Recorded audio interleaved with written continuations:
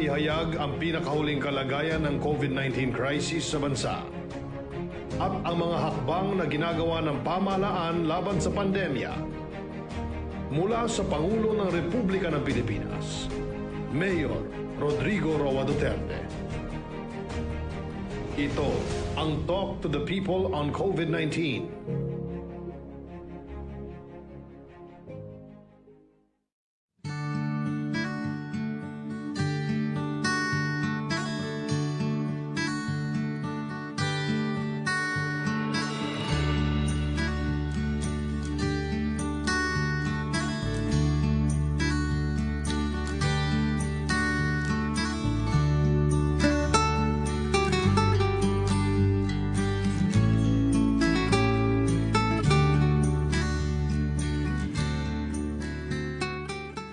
Okay na, we can start. Magandang gabi po sa ating mga kababayan. We are here in Davao and this is a program which I communicate with the people and convey to them what government is doing.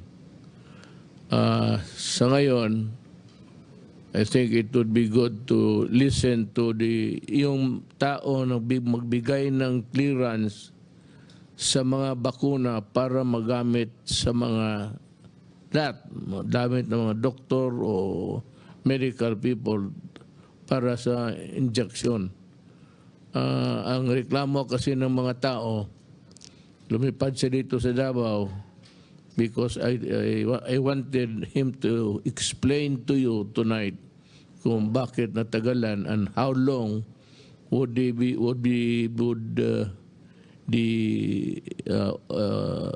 examination of the other vaccines would take, how long it would take the EU office to clear them. You have the floor, Tony Domingo. Yes, sir. Sir, doktor po ako. Meron po akong presentation na maikli, 10 slides. Can we have the PowerPoint on the updates po ng mga nag-apply po sa atin ng EUA? Yun po kasi ngayon, up to now, wala pa pong fully developed vaccine sa buong mundo. Next slide, please. All vaccines po are still in phase 3. Doon po sa kulay pink. Usually, pag na-complete po yung phase 3, tsaka nagpapa-register. So yung registration po ng vaccines na full commercial marketing authorization, baka po at the earliest would be late end of the year hanggang early next year. So countries now are giving what we call emergency use authorizations, meaning in the middle of the phase 3 trials, if we have enough data, we allow it to be used in the public programs. Next slide, please. Ito po yung binigyan nyo ng kapangyarihan ng FDA noong December 1 to issue what we call the emergency use authorization for vaccines and drugs against COVID-19. Next slide, please. So ang ginawa po namin, pinaiksi po namin yung proseso. Dati po ang approval po ng vaccine sa Pilipinas, itong sa kaliwa, 6 months to 1 year. But now we've decreased it, especially kung meron na po siyang approval ng WHO or what we call stringent regulatory authorities like US FDA, tsaka UK. Pag binigay po nila yung submissions doon, tsaka yung mga evaluation doon, we're able to do it in 21 days. Next slide, please. So nag-start po ang application natin noong December 15, doon po nag-start. And we only give the EUA if we have the following conditions. Ito po yung nakalagay sa executive order natin. Number 1, based on the data available at hand, it must show that it is reasonable to believe that the vaccine is effective, may be effective against COVID-19. Second, the known and potential benefits must outweigh the risk. Ibig sabihin po, yung una, efficacy, yung pangalawa, safety. Dapat wala pong any specific or significant safety issue. And third, there must be no approved alternative. Wala pang bakuna na registered. At so far, wala pa naman po talaga. Next slide, please. So it also in the EO, it says that the FDA must create an expert panel, and we have experts po na mga immunologist, allergologist, virologist, epidemiologist, looking at the safety and efficacy data of the vaccine. And then they give the report to me with their recommendations. Next slide. So ito po ang ginagawa natin. Nung pagtanggap po natin ng application, hinahati po natin yan into two. The first one, for the safety and efficacy, the clinical trial data, we give it to the experts. Titingnan po nila. Pag meron po talagang safety issue na nakakatakot, wala na agad yan, stop na agad yan. Pero kung maganda naman yung safety, yung efficacy naman po ang titingnan if it's going to be useful. And then the other half of the submission, yung pong regards the quality, the manufacturing, the stability, the labeling, yung po mga product information, sa mga regulator po natin sa FDA yan. Kasi kailangan tingnan natin na yung pina-approve sa WHO, it's exactly the same product that they will be supplying to us. Hindi po kasi pwede na ibang factory o iba yung bote. Kailangan kung ano po yung pina-approve sa US FDA halimbawa, or do sa country nila, yun din ang dadalhin sa atin. And then once the two groups have then made their recommendations, they submit it to my office. And we make a final decision within 1 to 2 days. Slide 7. Yes, we continue. You continue with that. These are the things that we should understand. Tayo dito. Yes, sir. But not for the public. Opo, sir. Mamaya, sir, i-explain ko po, sir, sa slide number 7. Sir, kung titingnan po, pakibalik. Kung titingnan po natin, sir, more or less 180 million na po yung, kasi ang data po nito is February 12. More than 180 million doses na po administered as of this date, with 6 million doses administered daily worldwide po, sir. Kung sa makita po natin, sir, ang natin talaga yung US at saka China po ang nangunguna, na meron silang average na 1.7 million doses daily. At nakikita po natin yung ating mga ibang countries, more than 20 countries. Nakita natin medyo mababa pa rin po yung kanilang uptake ng doses. The next slide. Sir, ang magandang balita, sir, based on the global data, yung anim na approved na vaccine ay meron na po silang kapasidad na more or less 10 meron na po silang more or less na 10 billion na vaccine. At the same time, yung merong trial data ng phase 3, Novavax at saka po yung J&J, may additional capacity na another 3.2 billion. So, more or less, meron po tayong total na 13.2 billion na capacity for 2021. Pero sinasabi nga po natin sa first quarter, second quarter, makakahirapan po rin tayo dahil kasi yung karamihan ng mga Western vaccine ay ginagamit po ng mga taga-Europe at saka sa Amerika po. So kung titingnan po natin, 7.8 billion po tayo, world population. Sa population po niyan is 5.5 ang adult, and then willing adult is more or less 4.0. So kung titingnan po natin yung supply and demand sa 2021, may possibility po natin na talaga yung ating vaccination program ay makakaya po natin sa 2021. Next slide, please. Yung ating yung preparation natin, nagkaroon na po tayo ng meeting sa 16 cities ng LGU at bukas nga po sa Davao City po tayo magmi-meeting para ma-check po natin ang preparation ng Davao City. Just in case na yung COVAX darating, magkakaroon po tayo ng tinatawag na vaccination po dito. Next slide, please. Nagkaroon po tayo ng simulation sa darating na 117,000 na vaccine ng COVAX. At yung Bureau of Customs po, sir, sumunod po sa inyong directive na 0 minutes po sila. Actually, from the aircraft, diretso po kaagad dun sa refrigerated van. So ang ginawa lang po chinek lang kung ilan ang bilang, but they never intervene doon sa sa packaging. So sumunod po, nanto kasama po namin si General Guerrero, nandun din po si Secretary Tugade, si Secretary Lorenzana, at saka si Secretary Duque.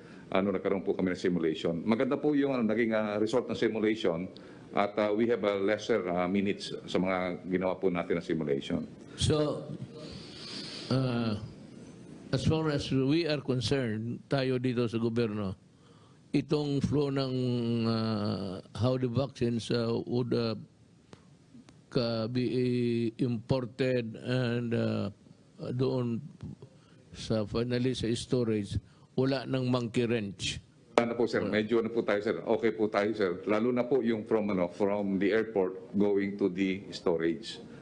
Nakuha po natin yung timing na napakababa po. At saka ang kagandahan nga po yung sa clearance sa custom, pre-clearing na po ang ginawa po. Sumunod po sa utos niyo po na talagang wala pong time na makukonsumo doon sa custom clearing. So 0 minutes po sila. So tiningnan lang nila ang boxes, binilang po nila, and then ano po kagad, naikarga po kagad sa refrigerated van. So maganda po lahat ang execution. Actually, if I may say to say something about the customs, alam naman nila kung alam yan. That's why we are there, because nandiyan na yung bakuna. And there's really no need to tarry a minute longer in releasing the cargos.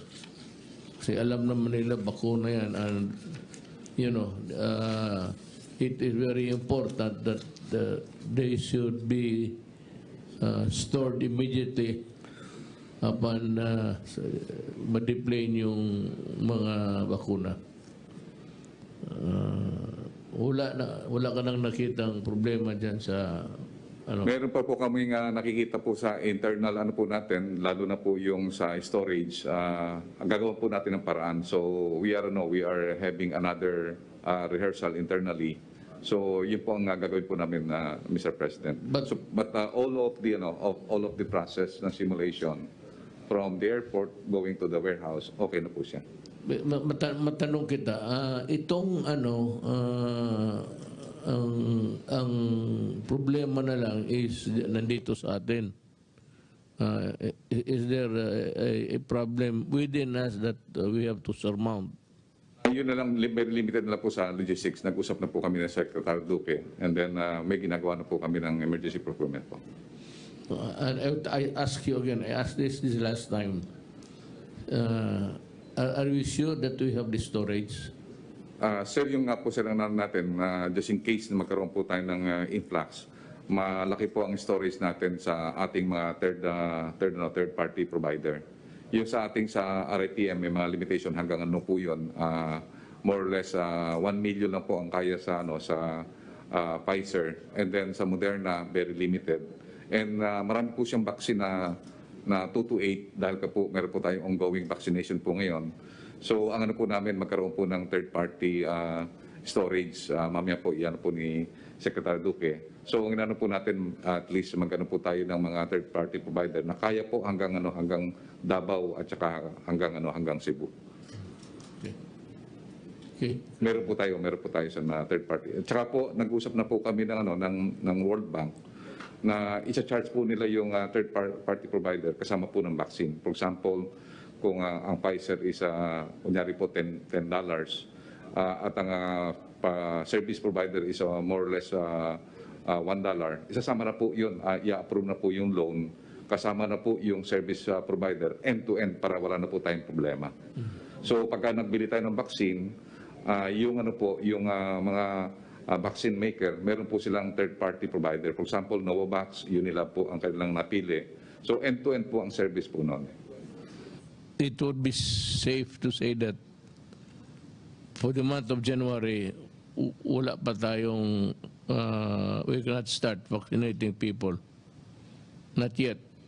Sir, hindi po tayo nagsimula noong January dahil ang po natin talaga na darating po yung more or less mga 1 million to 3 million po po natin sa March at saka po yung February ay yung po COVAX at saka po yung Sinovac. Meron dadating. Meron po. Yun po ang inaantay po natin. Kasi po ngayon, accomplish na po natin yung ating tinatawag na documentation. Ang kailangan na lang po nila is mapirmahan po nila yung tinatawag na indemnification agreement. Kung magkasundo na po sa indemnification agreement, wala na po tayong hadlang. Kasi meron na po tayong preparation, okay na po preparation natin. May EUA na po tayo sa Pfizer for the COVAX donation, at nakapag-comply na rin po tayo sa mga documentation po na hinihingi po ng WHO at saka Gavi. So the ball is in the Nasa kanila Congress. po. Nandun po sa Congress ang ball, at saka po nandun po sa WHO. So nasa Senado po ang ball po ngayon, kaya po nakiusap po kami kay Senator Tito Soto at saka po kay SPG na talagang mauna po talaga yung indemnification clause at saka po yung LGU approval po ng advance market commitment, yung dalawa po na yun. Kaya po mayroon po kaming communication, Mr. President, na this bill should be certified as urgent. Yun po ang recommendation po namin sa last, na magkaroon po ng tawag nating certification of urgent. Itong dalawang bill po na ginagawa po ng Senado at saka ng Kongreso po ngayon. Sana yung papel ngayon. Nasa committee po sa Senado, Mr. President. Nag-usap na kami ni Secretary Galvez para ma-certify mo as urgent po ngayong linggo na to. So, sinilin ko, okay. Secretary Duque. The usual report that I will make, Mr. President, and fellow members of the Cabinet, and to Senator Bongo, Chair of the Committee on the Health and Demography, will be on the updates, usual updates po natin, with your permission. It will take a bit of time, 10 to 12 minutes. Go ahead. Okay, sir. Thank you. Magandang gabi po muli. We should have the time to discuss what affects the interest of the people. Yes, sir. Maraming salamat po. Magandang gabi po muli, mahal na Pangulo, at sa akin po mga kapwa kalihim. Meron pong dalawang bahagi ang aking pong pag-uulat ngayong gabi. Unang-una po yung atin COVID-19 situationer, at ang pangalawa po ay ang updates on the whole genomic sequencing na ginawa po ng ating Philippine Genome Center ng UP, ang ating pong National Institutes of Health, and also the Research Institute for Tropical Medicine. Ito po, next slide. Sunod na yung yan. Okay. Ito po ang atin mga pangunahing mensahe patungkol po sa atin COVID situationer. Una, sa pangkalahatan po, nakakita pa rin po tayo ng pagbaba sa dami ng mga naitatalang kaso sa buong bansa. Ngunit may mga rehiyon tulad ng Region 7 at Caraga na nagpapakita ng patuloy na pagtaas. 8 lungsod naman sa NCR na nagpapakita rin ng pagtaas ng mga kaso. Ikalawang mensahe po para sa ating healthcare utilization rate. Lahat ng rehiyon ay nasa safe zone. Ngunit kung bababa sa panlalawigan o panglungsod na level, may mga iilan na lawigan at lungsod ang nananatiling nasa moderate hanggang critical risk level. At ang ikatlo po, kinakailangan ang agresibong pagpapatupad ng atin na response strategies upang masugpo ang pagkalat ng mga tinututukang variants sa mga areas of concern. Next slide, please. Ngayon pong ika-16 ng Pebrero, may nadagdag na 1,685 na bagong kaso. So ang pangkalahatan na kaso po ngayon, araw, ay umabot na ng 550,860 confirmed cases. At out of these, meron pong 27,588 currently admitted or isolated. At sila po ang may mga sakit, at ang katumbas po nito ay 4.72%. Doon naman sa recovery sa bandang kanan po, Mr. President, ay meron tayong 511,755 who have recovered, cases that have recovered, and accounts for 93%, more or less. Sa mga pumanaw naman, ang ating pong case fatality rate as a 2.09%. 11,517 po ang atin na pangkalahatan bilang sa ngayon. Ang mga nakakalungkot po na mga pumanaw as a percentage po of the total confirmed cases, siya po ay 2.09%. Doon naman sa mga active cases, yung asymptomatic, mild or moderate ay 26,043 ang mga kaso, equivalent to about 94.4%.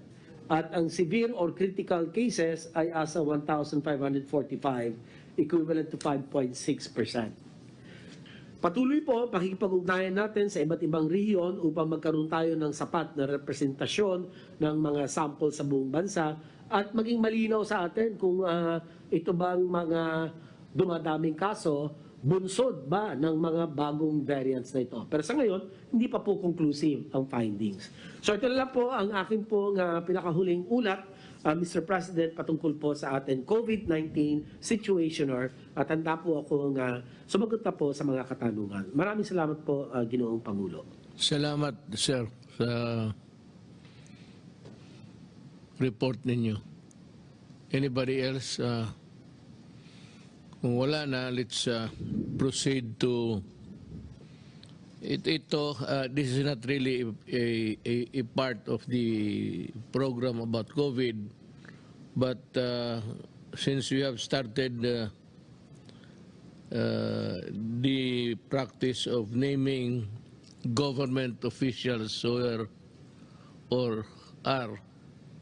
were terminated sa gobyerno, yung mga malaking opisyal. So we begin with Edita Abdun, Division Manager, National Irrigation Administration, NIA, sa ng Bukidnon. Gross neglect of duty, dismissal ang binigay sa kanya ng ombudsman. Adelina Kalonge,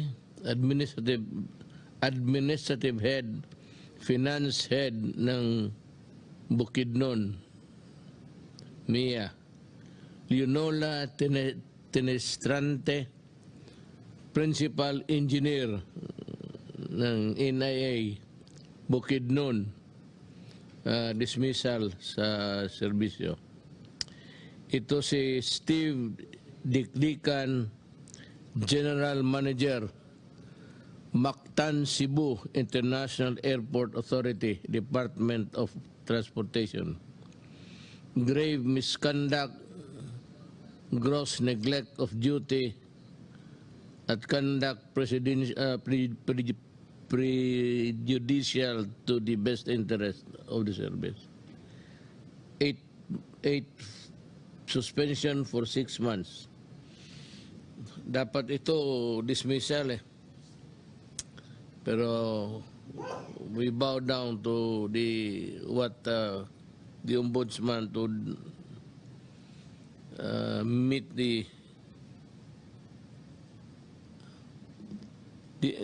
Jesus Datuon, Division Manager, Antique, Provincial Office, NIA Region 2.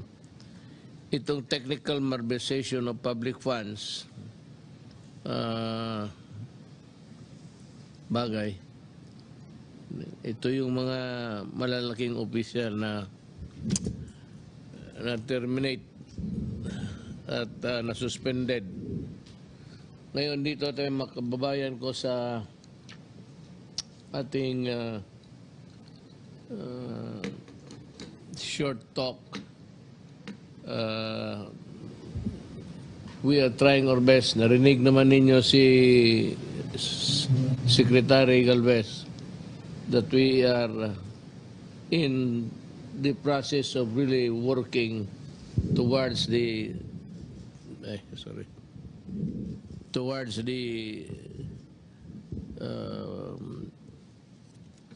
realization of our vaccine program. alam mo, you can only have about a good knowledge or at least an understanding of our COVID program once you hear me, ngayon sa gabi nito. But it does not come to you every day. So I have requested Secretary Galvez and si Secretary Roque sila ang magdala sa public information, and it should be given twice a week para you'll be better informed of what government is doing. Yan siguro ang paraan dyan. But I leave it to Secretary the press secretary to do the arrangements. Nandito si Carl. Mr. President, I'm here po. Okay. Okay, Carl. Thank you. Thank you very Sige. Introduce lang kita sa tao. Ngayong gabi nandito si Carl Chua to give us the update on ito yung acting NEDA General Director General ng NEDA. He is the guy who's in charge of at least giving the effort to ano ang ating ekonomiya, mga maabot natin ang mga ating objectives sa ating governance. He will continue to has been giving us the update, but he will still continue now para malaman mo. Carl, are you articulate sa Tagalog, Binakilar? Yes po. Opo, itatagalog ko po yung aking presentation. Itagalog mo lang yung presentation mo. So you go ahead. You have the floor. Thank you very much, Mr. President. Mag-share lang po ako ng slides. Sandali po.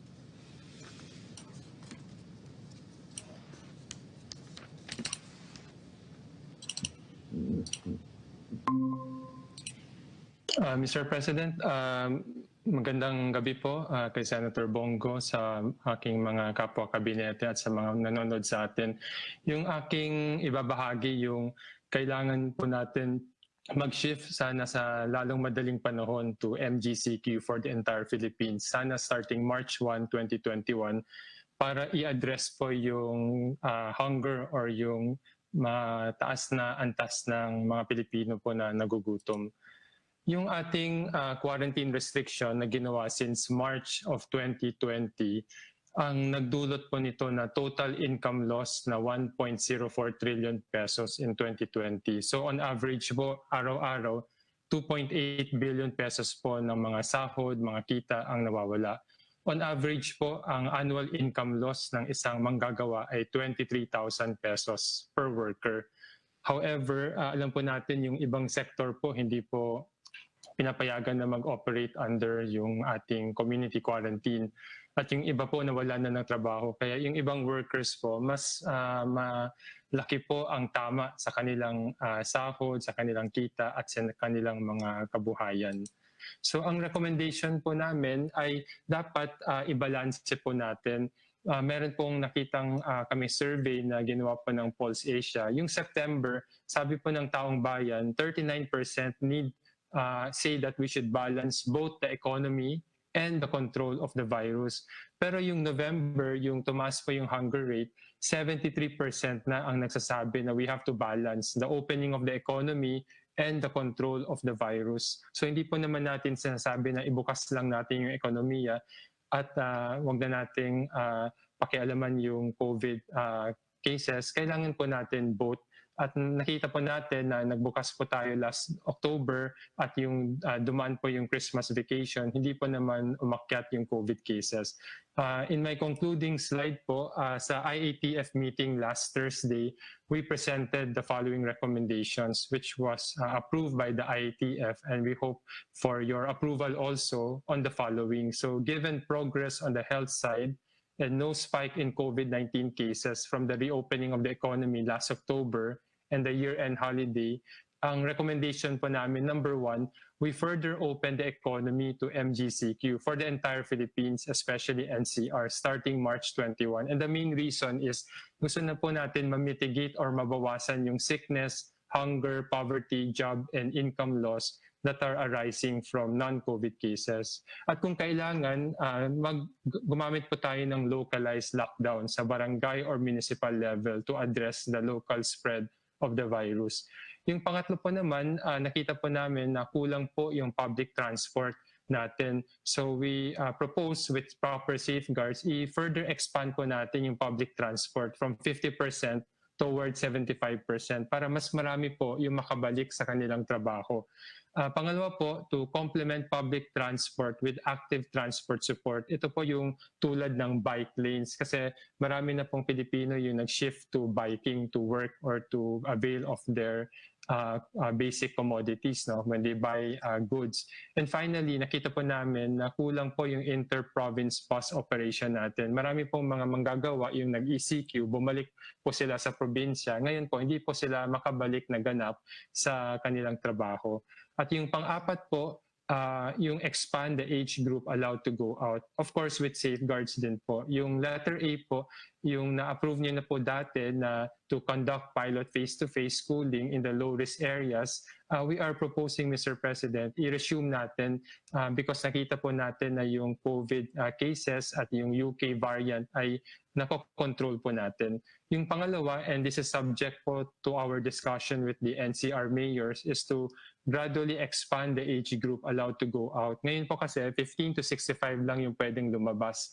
Ang proposal po namin, i-gradual natin yung pag-expand to age 5 to 70. At pwede natin gawing dahan-dahan in increments of 5 years, also with appropriate safeguard. Yung safeguard naman, pwede lang lumabas yung kabataan with their parents only, or initially they can go out to more open areas. At hindi naman ibig sabihin na pupunta sila sa malls. Pero kung pwede pong lumabas yung kabataan with safeguards, it will allow also their parents to work and get a job. So ito po yung aking presentation, Mr. President. At yung conclusion po nito ay kailangan po nating ibalanse yung pagtulong natin sa mga na-infect ng COVID compared also to those who are experiencing hunger na mataas na talaga sa NCR. Kaya po natin kailangan i-further open yung ating economy. So maraming salamat po. Salamat, Secretary Chua. Now, I think we have reached the final phase of the program. May tanong ako sa iyo. Paano ko... alam ko na alam mo at alam ko ang sagot. Pero tatanungin lang kita nito. Kaya ikaw yung press secretary. Ikaw yung sasagot. Pero kung masagot natin ngayon, anong masabi mo sa statement ni Robredo pati ni Lacson regarding itong BFA na sinabi ko, if they want the BFA to continue, they pay. Itong dalawa, in short, si Robredo said that I was extorting money from, it's like extorting money from a friendly country. And so with Lacson, sinabi niya na ganito. But I think that yung tawag nito, hindi ko alam yung text nito, ano ba tawag ng isa? yung mag-issue ka ng statement dyan. Wala akong alam yan kasi na marunong. It was deleted. Anong masasabi mo sa ano? Well, Mayor, sinagot ko po sila kanina sa aking press briefing. Ang sinabi ko sa larangan ng international law, meron po tayong prinsipyo na a state can incur state responsibility kapag pinayagan niyang gamitin yung teritoryo niya sa isang pamamaraan na makakasira sa ibang estado. Sa ngayon po, in-explain ko ang polisiya natin, independent foreign policy, lahat kaibigan, wala tayong kalaban. Pero dahil sa presensya po ng mga tropang Amerikano sa Pilipinas, at nagkaroon ng hidwaan sa panig ng China at ng Pilipinas, sigurado po, tatargetin natin ng Amerika ang teritoryo natin, ng China ang teritoryo natin, dahil pinayagan natin ang presensya ng mga Amerikano at kanilang sandata dito sa Pilipinas. At dahil nga po sa danyos na po pwede nating pagbayaran sa presensya ng mga Amerikano sa ating Pilipinas, dapat lamang na mayroong pong kabayaran ang mga Amerikano para manatili dito sila sa Pilipinas. At pinakita ko po, meron pong isang pag-aaral na pinakita at ang conclusion, napakaliit po talaga ng nakukuha ng Pilipinas. Historically, bagamat tayo po talaga ang kanilang unsinkable warship sa Asia. At ang comparison po ay between the Philippines and Pakistan.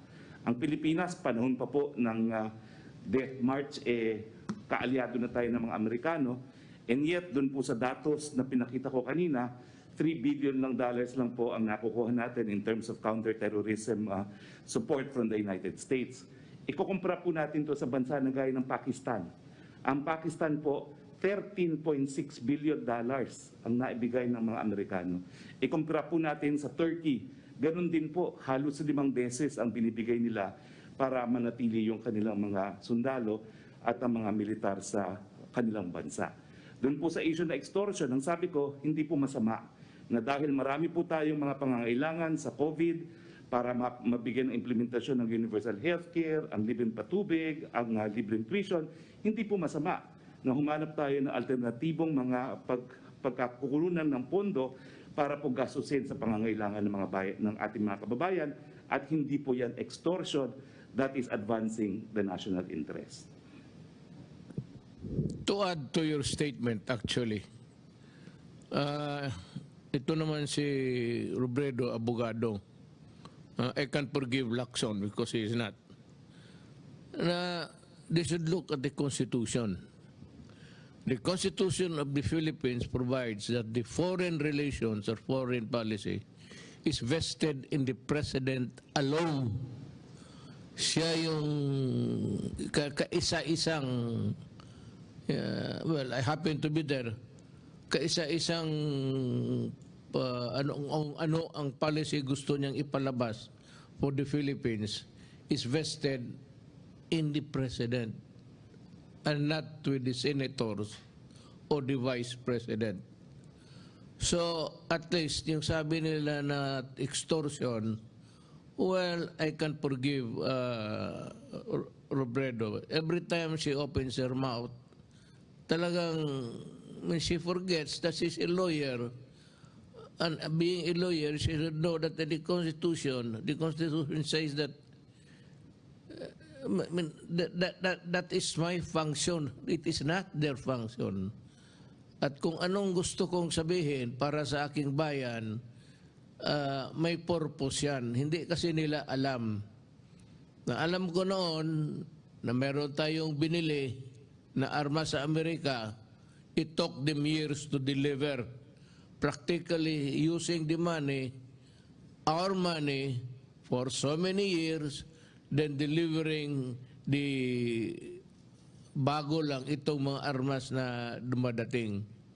And second, itong Congress ng United States, magbili tayo ng helicopter, they denied because they say that we cannot use it against, well anyway, ayaw nila tayong pabigyan. Yan ang hindi alam kasi ng itong, I don't know, it's pretended ignorance kay Lacson, but itong kay Robredo, sabi ko nga, ma'am, kung ikaw ang presidente, hindi mo alam ang trabaho mo, huwag ka na lang dapat alam mo yan, abogado ka. That you should not be opening your mouth while we are negotiating because maraming kasalanan ang Amerika sa atin. Ang pagkaalam mo lang kasi, napunta ka ng Amerika, nagsalita ka doon, you were treated with almost as a royalty. Tapos ito ang nangyari ngayon, kakampi ka na walang rason. Wala hong lahat dito sa babundong ito may hindi pera ang gusto kong hingiin sa kanila. Ganito yan ma'am, pati Senator Lacson. Tayo malapit sa China. The theater of war, kung mag-umpisa man, is dito sa China Sea.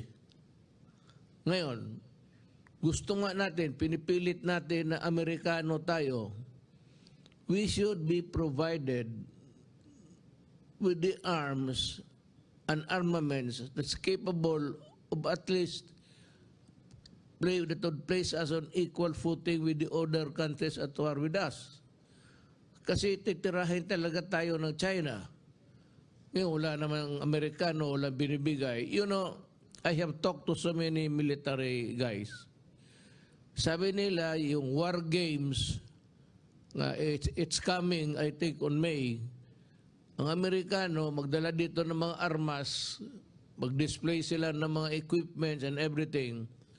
Tapos, ng war games, dinadala nila doon sa, tinuturuan nila ang Pilipino paano gumamit during the war games, and then after that, they go home and bring back their equipment. So, dyan alam ni General Lorenzana yan.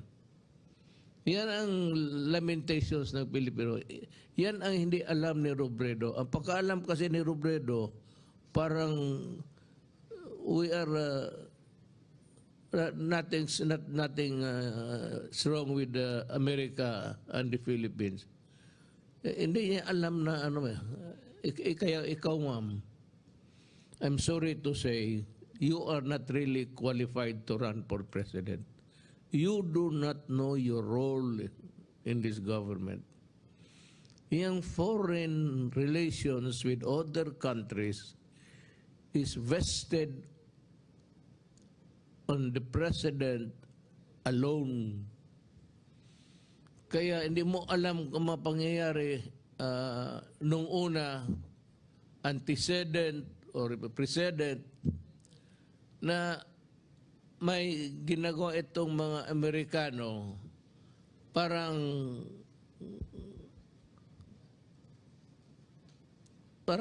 tingin natin, outpost Ma'am, alam mo ba ma'am, as a president, do you know that there are so many depots, the OBS depots? Maraming mga armas dito na nakalagay sa Pilipinas ang Amerika. And do you know that they are slowly converting Subic into an American base? Yan ang hindi mo alam at wala ka sigurong alam. Kaya huwag kang mag-alam, huwag kang magsalita. These are the things that are known to us because I have the reports and I have also the assessments given to me by the Armed Forces of the Philippines. At sinasabi nila kung ano talaga, what's the deal? Anong binigay ng Amerikano? Gawain lang tayong outpost, tapos mag-pro-American ka. Pagputok, ang unang siguro, tanungin kita, kung magsagot ka ngayon, ang unang matamaan kung magkagera ang Amerikano pati Philippines? Alam mo? Kung hindi mo alam, sabihin ko sa iyo, the meltdown will start in Palawan. it's the province that's facing the Spratly and everything there.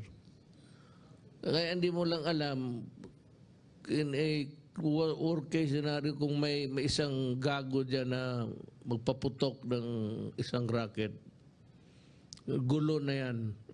And the Philippines invariably would be drawn into the vortex of a conflict that is called war. Ngayon, ang mga stations ng Amerikano, tinanggal nga natin yung basis agreement. I would like to read sa Necrological Services ni Siga. A statement niya why he voted to oust America from the bases. Dapat ito, Bicolano yun si Siga eh.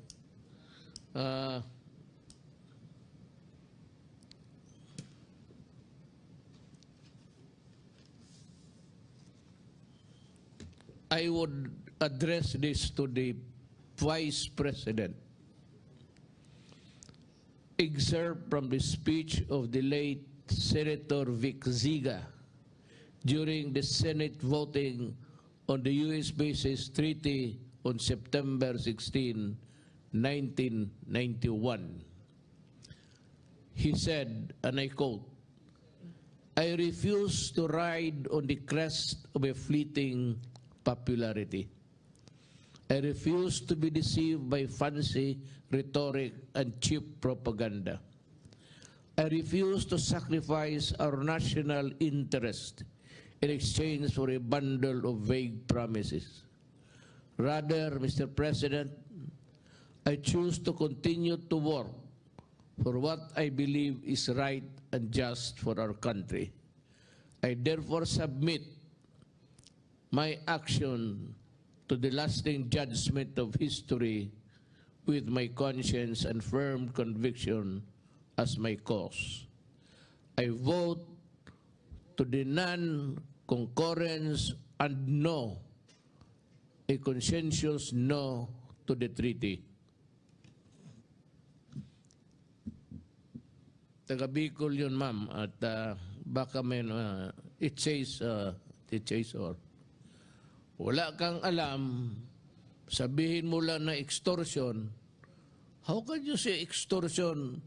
Nakaraming utang ng Amerikano sa atin, hindi pa tayo nabayaran, tapos sabihin mo extortion. May kinakabahan ako if by chance mapresidente ka. Medyo ako, basta pagka retired na ako dyan, kung presidente ka. I said, if by unfortunate chance you become the president, please study more. I think that you need a refresher course sa law. That is my advice to you. You do not use this word, mga extortion. When we say you pay, dapat talaga magbayad. Ang tingin mo sa, ano ito? Tingin mo sa Pilipinas, koloni ng Amerika? Basta libre na lang lahat. Lahat tayo, kung may ano, bayad tayo. And we are at the mercy of the Americans, whatever they say. That visiting forces agreement may or may not continue depending on how the Americans will behave towards us. Hindi sabihin na pag sinabi nila, o sige, yun na kaagad. I think you should, if I were you kung hindi ka manalo, you migrate to America and become an American citizen. And you can freely use the word extortion. How can that be extortion when you ask for a payment? Extortion. Maningil ka para sa bayan mo, extortion. The statement of Senator Siga during at that time. Ito maganda ito. I therefore submit my action to the lasting judgment of history with my conscience and firm conviction as my cause. I vote yes to the non-concurrence and no, a consensus no to the treaty. May isa tayong who was a great senator sa Bicol. Mabutit na lang. Ewan ko. Pero yun na lang po. Salamat sa iyo. Ito naman kay Lacson. Nag-ano siya, anong tawag dito, Twitter. Hindi ka magamit ang aking, ngayon Nokia pa rin eh. Twitter. May sinabi rin siya na parang ganito rin, in the same fashion, in the same ni Robredo. Kaya lang dinilit niya, tinanggal. Probably he realized that the senators have no function at all in the matter of agreements dito sa it's vested with the president, and it does not need any concurrence from Congress. So the power to abrogate the visiting forces agreement nandito sa akin. I don't know. Kasi kung magkagera tapos mag-nuclear war,